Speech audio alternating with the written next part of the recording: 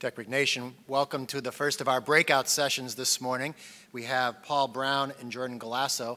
If you've been with me for either of the keynotes, you know that I don't read their bios, they're out there. But what I'd like to tell you about Paul is he's a food expert and an avid golfer, so you can ping him on that.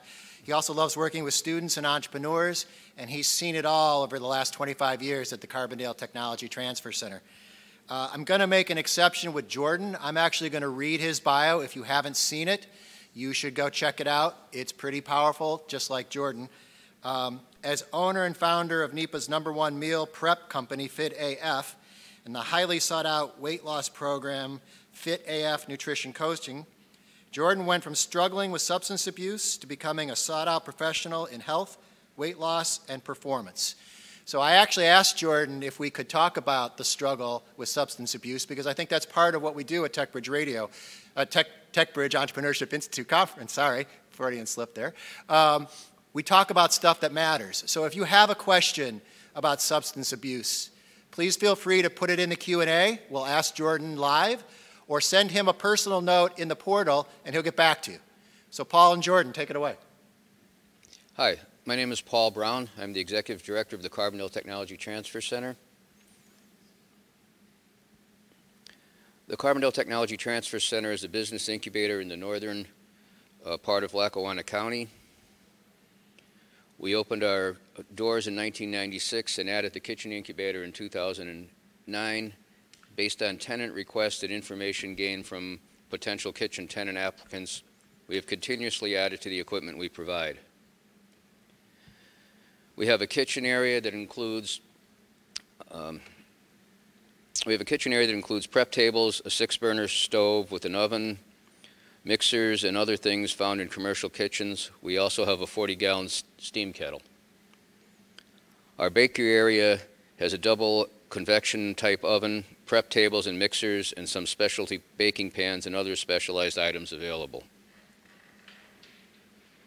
We have a bottling line with a regular and continuous feed dry fill hopper, a capper for plastic bottles, and a labeler that is very versatile, and that's used by other tenant companies who don't actually use the bottling line, but they are in the food business. Our most recent addition was a candy kettle and cooling table in 2019.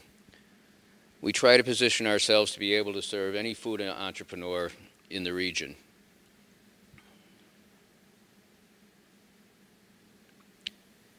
In order to help startup companies deal with the regulatory issues which are common in the food industry, the CTTC works closely with the Pennsylvania Department of Agriculture health inspectors, and we also partner with the University of Scranton Small Business Development Center, and their information is on this slide. And they particularly help us on food industry issues, and they're working with us on making companies get ready to deal with the new Food Safety Modernization Act. The CTTC has operated a youth entrepreneurship program since 2014, and kitchen incubator tenants have always played a big part in the tours given to students each year as part of the program. Tenant company leaders have also presented in the classroom atmosphere for this program.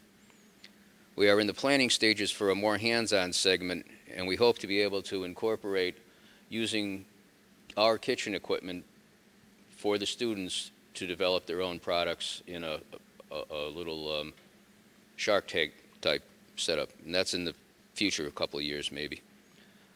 I'm joined today by Jordan Galasso, who is a food business entrepreneur who has started a strong and growing business, and thanks for joining me today, Jordan. Thanks for having me, Don.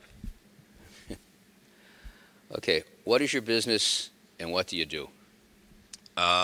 My business is called Fit AF Nutrition, so we're a healthy meal delivery business.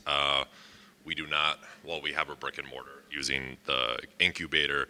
We do not host customers, so we strictly deliver. Everything is done online. People place their orders, and we deliver orders weekly. Okay, and is this your first business? It is my first formal business. I did my own, I guess I was a service worker doing personal training and nutrition coaching prior to that. Okay. And how did you come to start Fit AF? Through the training and nutrition coaching, I guess I found the thing people struggled with most in making results and getting the changes they want in their body, whether it was to lose weight, perform better, was diet. And that was kind of the limiting factor for a lot of people who could put in the time in the gym, but couldn't necessarily get themselves to eat properly, or they didn't have time, or they didn't have the knowledge to put together meals that would get them to where they wanted to be. When were you able to open your doors? It's about 3 years now, 3 years and 3 months. Back in 2017 is when we opened. Okay. What issues did you have to overcome before you could start operations? The biggest issue was a mere fact that I had no idea what I was doing. I'd never stepped into a commercial kitchen before, aside from Subway, where I worked as a teen and was justifiably fired from. But I really, came from this background of nutrition and fitness, and it was definitely a big leap for me at first. Didn't really know the procedure for working in a restaurant or a commercial type kitchen, and then all the legal matters and insurance and all that was definitely a new concept for me, and there was a lot to learn very quickly so I could get my feet on the ground moving. Okay, were there issues related to being in a food business that you would not have faced in another type of business? I mean, I would answer that by repeating what I just said, which was that I didn't know much about the food business. But something that I definitely learned quickly was, okay, food product does not last. So we're not creating a widget that could sit on a shelf and wait to be sold. We are making food to order, and even are a step ahead of that, in that we don't always have our orders in before we start prepping food. So we're kind of having to watch, obviously, costs and expenses, as any restaurant would, by using different algorithms to determine what we think is going to be sold on a weekly basis. Were there regulatory issues that you had to deal with, licensing and things like that? Yeah, especially being at the CTTC, we deal with the state PDA as opposed to a local inspecting agency, I guess. But so their rules are, they don't F around, I guess is how I would put it. So we had to come correct, okay, which is good. What might you have done differently between the concept, getting the idea of having the business, and then you finally were able to open your doors, make your first sales, get your first employees working, and things like that? Were there things along the way that you did that, thinking back, you might have done differently? There's nothing huge that sticks out, and that's not to say that I didn't make tons of mistakes, because I'm sure I did. But I would say, if anything, using feedback quicker to innovate and better come up with ideas that people wanted. So, I mean, an example I'm thinking of is, I mean, in the restaurant industry, you might be tied to a dish that you put on the menu, and if it doesn't sell, that's a good reason to take it off the menu and replace it with something else. Especially early on, I thought, and I think a lot of people did like our recipes, but there was definitely a few that I was tied to because I thought they were the bee's knees. They had a great macronutrient profile. They tasted great, and they didn't sell. And instead of innovating and using that quote unquote little bit of a failure to learn from and produce something better, I let it sit for longer than it should have. I'd say that was it.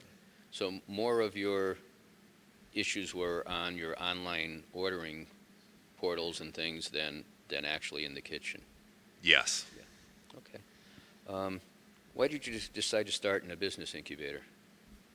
The incubator was a safety net, and well, I'll start there. I mean, instead of either signing a long lease or purchasing a facility, You know, I had previously gone cooking for a couple of clients out of my house, so this was like the first step. And truthfully, I wasn't 100% confident in the idea, and I think that tentativeness kept me from making stupid decisions. As much as I wanted to just like throw in the money that I had previously put together to start this business, I wanted to make sure everything was going to work. So the incubator being something that we could come in and use, pay for our time and leave, was a fantastic way to get started, and ultimately helps keep costs low.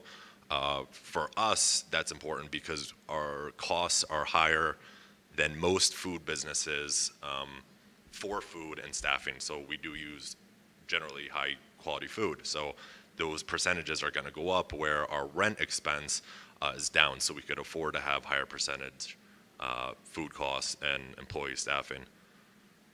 Okay, what was the value of the equipment at the center to you?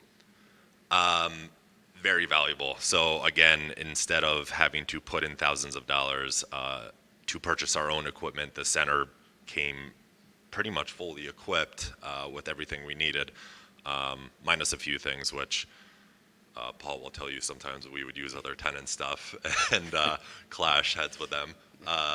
But yeah, the CTTC has been huge and a fantastic way to get us going. I still think we are in our infancy, but it has definitely helped us to grow the past 3 years. How did you fund the startup of FitAF? So years prior, I kind of knew I had to do something. I didn't know exactly what the venture I was going to start was, but I knew I was going to need some capital for something. So I'd say if I started FitAF at the age of 25, by 22, when I had just kind of started getting my shit together, if I could say that, I knew that putting my own finances away working was my number one concern. So for the most part, actually 100% of the costs I was able to bootstrap myself, and still have been able to at this point. I have been thinking of other things, but I definitely do enjoy that aspect that I was able to fund everything myself and not have to worry about people on my back about paying them back. Okay. Where do your menu ideas come from? So as I alluded to before, I am not a trained chef. So initially, Mom was a dietitian, and she had taught me a good amount about cooking and cooking healthy. So stole a bunch of ideas from Mom. And then after that, I quickly hired out to professionals who knew more than I what they were doing in the kitchen. So a lot of our ideas are a mix of them coming in saying, here's my, my top 10 dishes, and then I have to kind of come in and say, okay, how could we make that, in a broad sense, healthy, but what we like to do is make menu items fit different diet requirements, meaning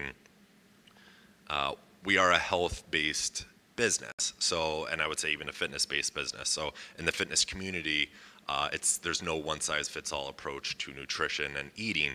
Everybody's got their thing. So we try to take one meal and turn it into, okay, can we make this a vegetarian option? Can we make it a low-carb option, gluten-free, dairy-free? Basically try to hit a few marks so that it becomes open and available to more customers who have their own preferences to what they want to eat. Okay, you mentioned that you turned it over to people who had more expertise than you in the food side of things. How important, as the owner of a startup business, is it to know your own strengths and weaknesses, and how important is a team to making it work? That's a good question, and I would say, humbly, I think that's why we've done well, is because I know my strengths and weaknesses. Still finds them out every once in a while, but if I didn't hire right and quickly realize that, okay, I am not strong suited to be a chef. It is not my expertise. My expertise are coming from nutrition and fitness and figuring out what people want in those realms.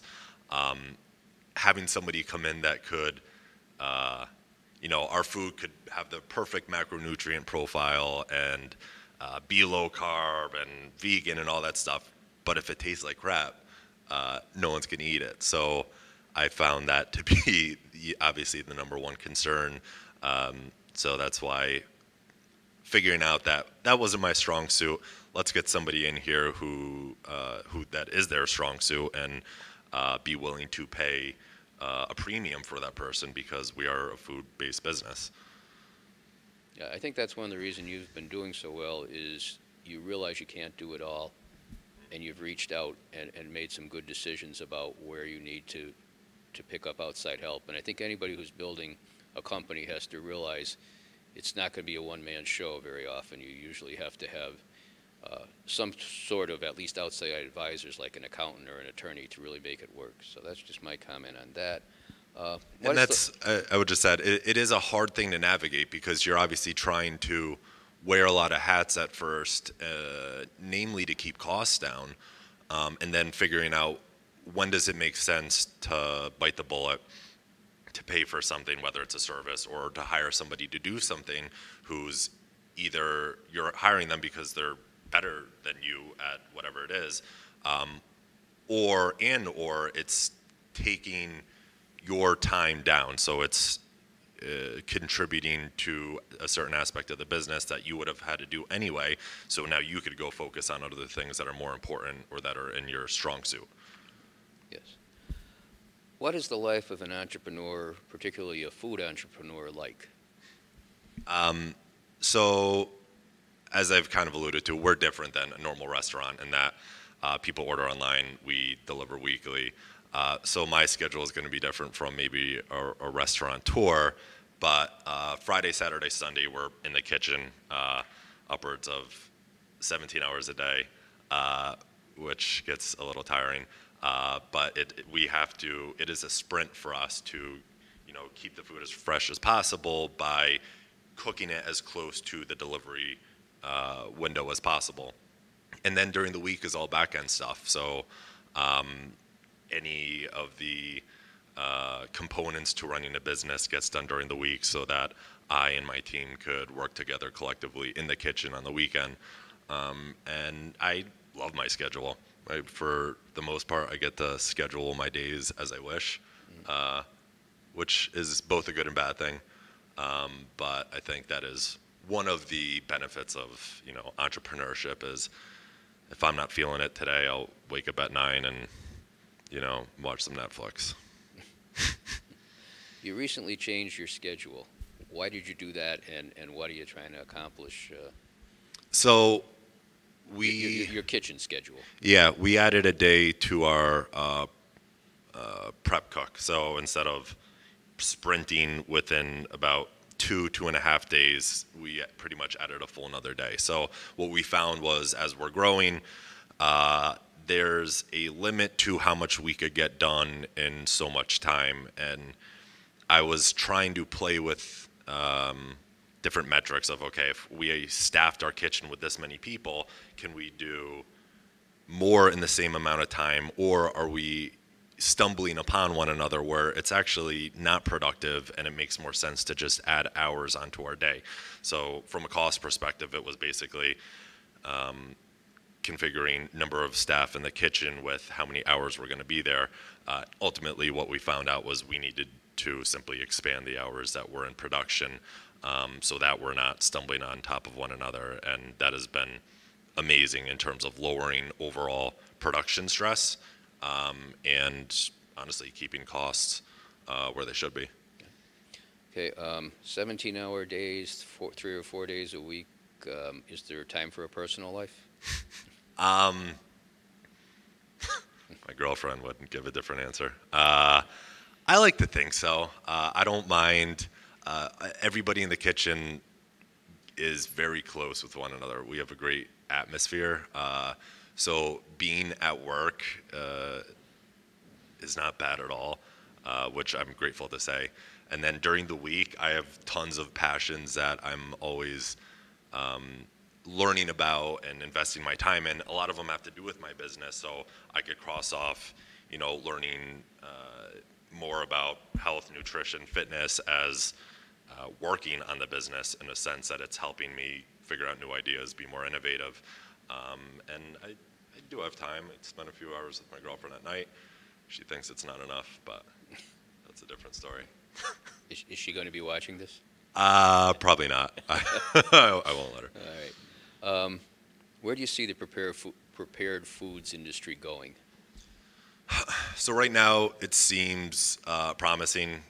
Obviously I'm biased, but if I was gonna come from a neutral approach, the meal kit industry, thinking of the Blue Aprons and the Hello Freshes, seem to be struggling a bit.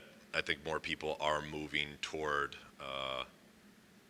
full convenience, which is companies like us who cook everything. All you do is warm it up, whether that's in the oven or microwave. Unfortunate for the Blue Aprons, but I do see this, especially with COVID coming about, this desire for convenience is only getting stronger. And I think COVID just quickened the pace that this is all coming about. Even I think when, and I don't want to say if, but when COVID leaves, there will still be this aspect of, people didn't want to leave their house to do certain things. People didn't want to leave their house to go grab food. So I think the Uber Eats of the world, the FedEFs, and companies like that, and I think restaurants need to start incorporating more of a delivery side to their business, just in thinking ahead of the future. Do you think the buy fresh, buy local piece makes any impact on you? I mean, rather than going with some of the things that you see on TV, like Blue Apron and things like that?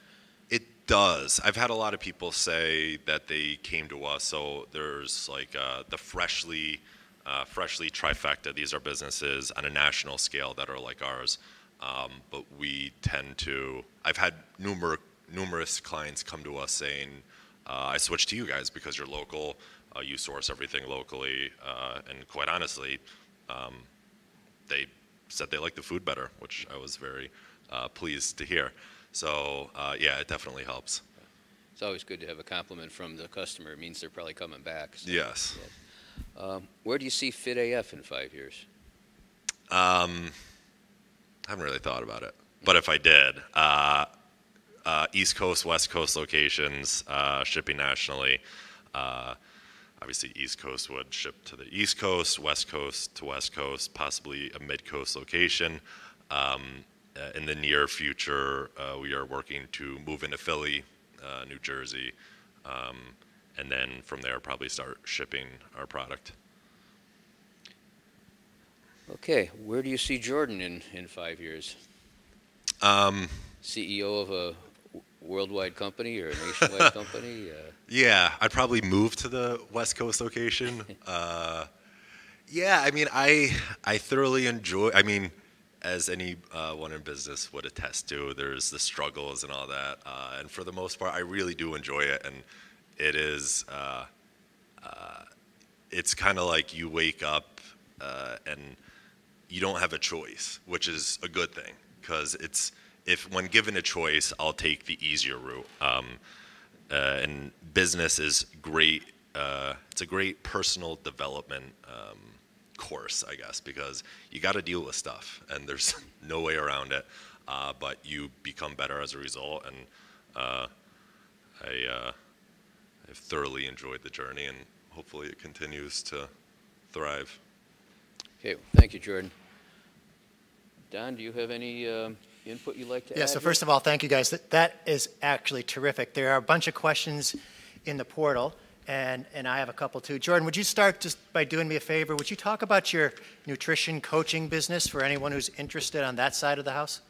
Yeah, so that was something we launched probably close to a year ago, simply to give more guidance for nutrition. So nutrition is very, I don't want to say it's complex, but you think of the religions of nutrition and how they all contradict one another, and there's so much BS out there, partially because of the media and poorly done studies that people looking to lose weight often don't know where to turn. They ask a friend, they go to an online article, they look at an influencer who they like for guidance, and sometimes it works out fine.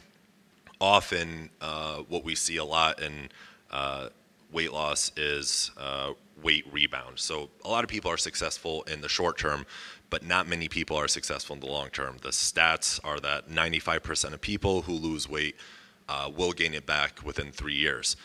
So ultimately, there's something missing, and I think a lot of that is sustainability in the weight loss and performance approach, as well as having some accountability and guidance, which is what we do. We basically walk people through the process, explain to them why we're having them do what they do, and coach them along the way. Okay, so we have actually two related questions, Marywood in the house and Carbondale area in the house, and they're both COVID related. So they basically want to know, how has COVID impacted your business, and what have you learned from the COVID impact? So being at the kitchen incubator, our standards for cleanliness and everything are already very high. So for us, it was kind of taking them even further, obviously implementing masks, face shields, stuff like that. And then really ensuring that people are as spread apart as possible. And something I've even recently been doing is monitoring as much as I can, trying to get an idea of what my staff does outside of work, and really trying to push things. Like I have one employee that I told as of right now to take some time off. He's doing things like jujitsu, where he's very in close proximities with other people. So being more cautious in that sense, I think, is number one for us too, because once one person gets sick, then you don't know what's going to happen. I mean, yeah. All right, so this one's from Lackawanna College. It's actually a really good one. You know, you were talking before about where you're going in 5 years. No, you are staying here. You can go out there, but you need to stay here because there's lots more things you can do in this region with us. But the question from Mike Jensen, who's a professor, how do you gather data to make strategic choices in terms of product differentiation, suppliers, branding, pricing, market research, competitor analysis, competitor market tests? Do you use data? How do you do that if you're an aspiring entrepreneur? Yeah. So we do, and what I try to do is a couple times a year is, one, send out a survey. So this is strictly for menu development, figuring out, because a lot goes into our menu in terms of, yes, what types of foods, what types of proteins are we going to have, but then, okay, we need so many, low carb right now is very in demand, as are diets like paleo, Whole30, all these things. So how can we incorporate all these things and have a set amount of each option on our menu, blah, blah, blah, blah, blah. So a lot of it is figuring out, yes, what people like, what they want in terms of taste, but also what are their preferences. Are you, following a ketogenic diet? How many people are following ketogenic diets right now? A lot of people. So it makes sense for us to incorporate a higher amount of ketogenic diet meals on our menu than, say, something, honestly, vegetarian is not a huge seller for us. In terms of the other stuff, it's a lot of just doing research and playing around with, okay, I could get, media done, branding and social media stuff done at a pretty low cost, but what's that going to look like? Does it make more sense to put more money into that and have a really nice looking product? Great. All right, so maybe this is a question for both of you, but we do have a question that said, so, I am one of those family recipe people. I've got that secret recipe, but I'm not really sure what to do. Paul, can you speak to not only the value of being in the incubator, but you guys do a lot of training. You obviously do a lot of mentoring. If I have an idea in the food business and I need to learn more. How do I learn more about what the right next steps are? I think some of what Jordan said about doing your own research, going online, sort of seeing what other people are doing with similar things. Another thing we do with people who come to us with just the beginning of an idea is we try to get them to talk to the University of Scranton Small Business Development Center as soon as possible. They can do a lot of things with surveys and studies, feasibility studies. They've done some taste test things with us for some of our tenants. So we are a standalone incubator, but we're part of a bigger network. With things like the SBDC and in technology area, Ben Franklin and things like that. So if you come to us, you're not just getting what we have. I've been doing this for 25 years, and if I don't know the answer, which is still frequent, I know who to ask, and if I don't know who to ask, I know who to ask to find out what you need to know.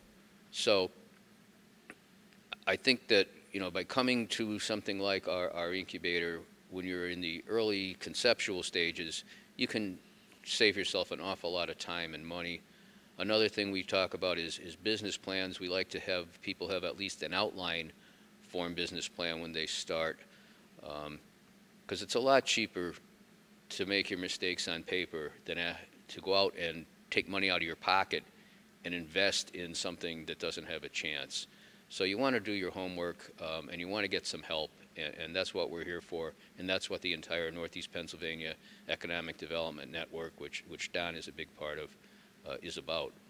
So Paul, just to follow up there, if I have an idea and I've got some stuff down on paper, can somebody call you and ask for your thoughts on that business plan? Yes. I mean, that's what you do, right? Yes, very much so. Great. I'm always happy to do it. All right, so I got time for two more questions, guys. All right, from each of your perspective, I have an entrepreneur who's thinking about getting into the food business. What's one recommendation you have, each of you, one recommendation? You got it? You want to go? Go ahead. I was hoping for more time to think. What comes to the top of your mind? Making it convenient. Making it convenient, okay. What comes to the top of my mind is, how do you turn your idea into a business? You know the food, you know how to prepare it. What do you know about business? Ask yourself what you know and what you don't know, and then get help in finding the answers to what you don't know. So planning, thinking ahead, I think is always important. So Jordan, maybe we end this one going back to your bio for a second. I'm just kind of curious. What does joy look like for you these days?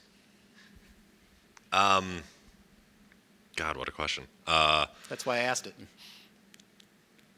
God, it's going to sound cheesy, but truthfully, being present. So I think a lot of my life, and especially with people who come from various backgrounds, you're always forward-thinking, which is good. So obviously I wouldn't have a business if I wasn't forward-thinking. But it's easy to discount what there is right now for the promise of something possibly in the future, which is okay, but you miss the point. Going through life constantly in the future without being here and now, which is where, God, it sounds so cheesy. But I think a lot of people spend their lives doing this, and I've come to terms with that more recently. So every day I try to take in and enjoy what I'm doing, whether it's things that I don't necessarily always enjoy, accounting or whatever it might be, to being in the kitchen, doing what I enjoy, being with people that I enjoy. Is that a good answer? Thank you for that. Okay, so Paul and Jordan, first of all, thank you for the great exchange. Lots of really good information. You guys will both be available in the portal for any questions, right? You go back in and look at some of the Q&As for us? Certainly. All right, so we're going to take a break here. We're going to set up for what some say is the most interesting part of our day, when we put 3 entrepreneurs like Jordan on a panel here for everyone to fire questions at. So come on back in about 10 minutes. Thanks for joining us today. This is the TechBridge Virtual Entrepreneurship Institute Conference.